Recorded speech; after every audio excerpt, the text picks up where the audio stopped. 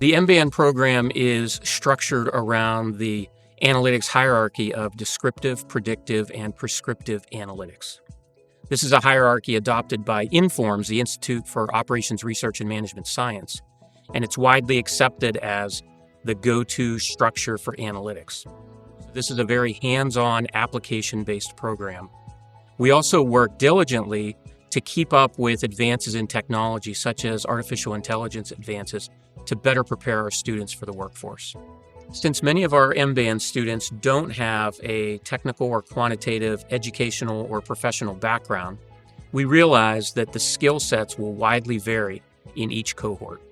Students in the MBAN program are not required to have a computer programming background to enter the program.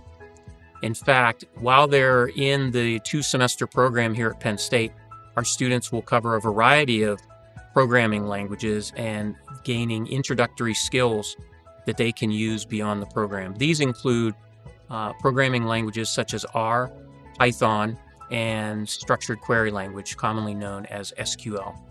Students won't necessarily become experts in these programming languages, but when they enter the workforce after this program, they will be plenty familiar with them and able to navigate decision-making and using analytical tools with these programming languages that are often required when students are handling large data sets.